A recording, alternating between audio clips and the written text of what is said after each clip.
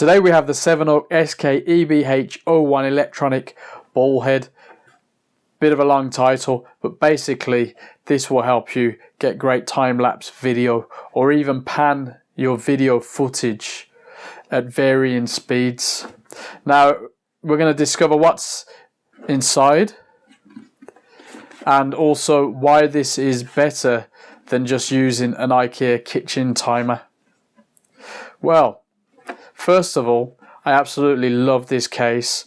This is so cool. I used to have a bigger version of this to carry around my medium format photography gear. It's a solid, cool looking case, and I still have to take that off. There's a nice clamp there, so you can just pull that back. And let me show you what's inside. First of all, I was very impressed that everything inside is padded. There's cutaways for the items, but what's included? Well, it's very, very simple. First of all, let me show you the instruction manual. And there it is. Very, very simple. And you'll find it's all you really need. It comes with a limited 1-year warranty from Sevenoak. Now I got mine from kenro.co.uk and I'll put a link at the bottom for you. So it's a simple piece. Folded out, gives you the specs. If you're interested, the battery capacity is 1200. Now I just left mine to charge for a few hours in the evening. Here it says 4 hours charge time. Battery life 6 hours when the load capacity is about 1 kilo. Now I haven't tested it at 1 kilo. I've just used a GoPro and DSLRs that are less, and it just seems to go on as long as I need it, to be honest. 6 hours should be more than enough.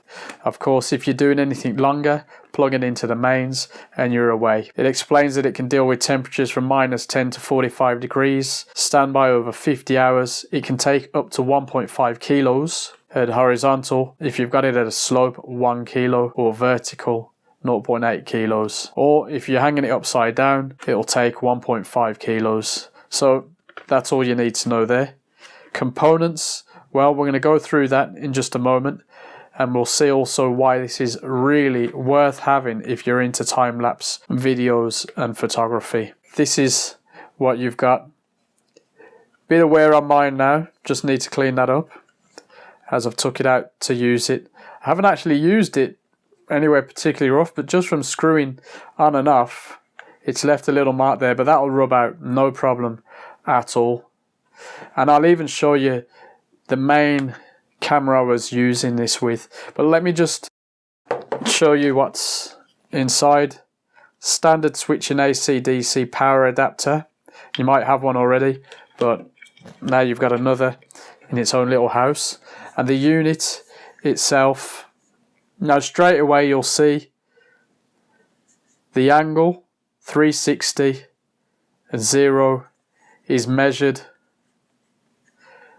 so you can turn it to the angle you desire. You can also use that almost as a countdown timer. If you've put it to 360 and you're having it go all the way around to 360, well, you can clearly see it moving when it's in progress, and that's very handy. Below that you've got 2 sets of LEDs. Firstly, this direction one there, then you've got 15, 30, 45, right up to 360 degrees. Those are the angles you can select. Or to explain it better, if you want it to turn a full 360 degrees, you want this one lit up. If you only want it to turn 45 degrees, you want this one lit up. So you can choose any one of those. Now with the manual IKEA kitchen timer style solution, you can just turn it, calculate it and go, yeah, that's cool, fair enough. But this one makes it accurate and precise. Below you have the timings. Now this is the real winner for me. You can choose anything from 5, 15, 30 or 60 minute durations. So if you want it to do 360 degrees in 60 minutes, you can. If you want it to just do 360 degrees in 5 minutes, you can. And obviously that will be faster. And you can choose any combination. You can also get it to go anti-clockwise as well as clockwise. And I'll show you in just a moment. At the bottom, you've got the duration, start, stop, and this RT button, which I'll explain in just a moment. On the side, the DC 12 volt input. Here, an LED to let you know if it's charging,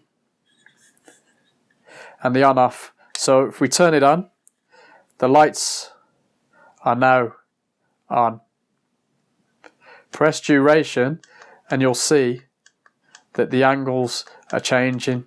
So you can select 360 just like that. Yep, nice and simple.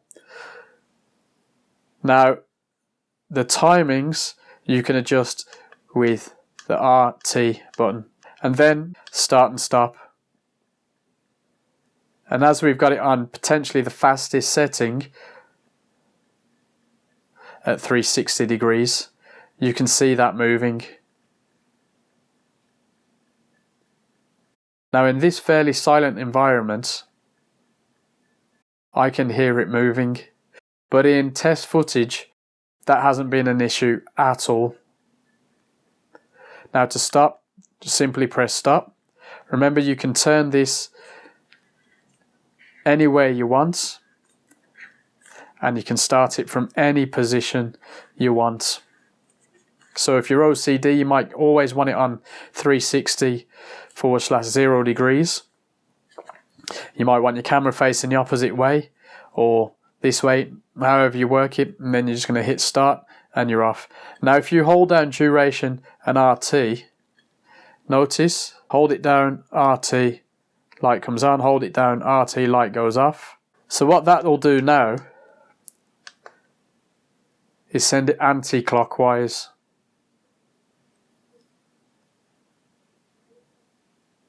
Again, I urge you to check out the test footage that I've done and that other YouTubers have done, just to make sure that the minor noise that I'm hearing now that potentially you won't hear doesn't actually affect your footage.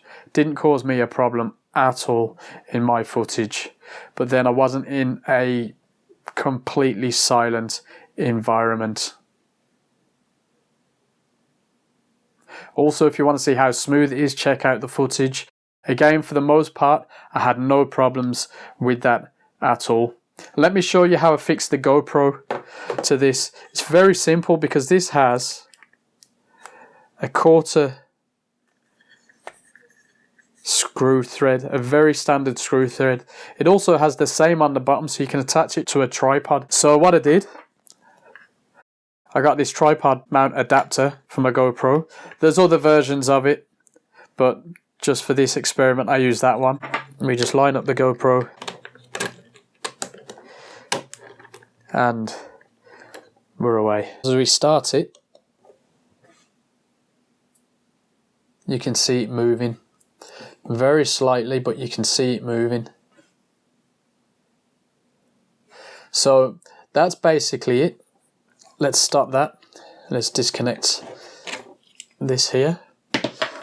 Of course, because it's the standard screw thread mount, you can put an extension on there to raise it up. You can even put anything on there, even if it's some sort of monopole system, very small, remember the weight factor, but you can raise it up.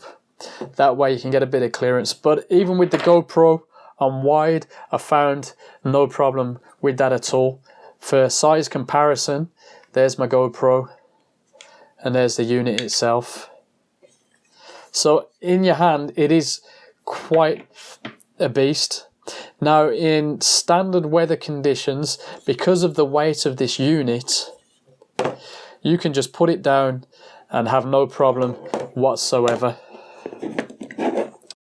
However, if the wind comes along, I would recommend securing it just as you would if you were using your camera on its own or with a tripod itself. Make sure it's secure. But really, what do I think of this unit? I think it's a fantastic piece. I think it's well worth getting your hands on if you're into time-lapse video and photography. If you're into just having your video panning, if you don't mind it being a small or a slow pan, then get this, give it a try, definitely.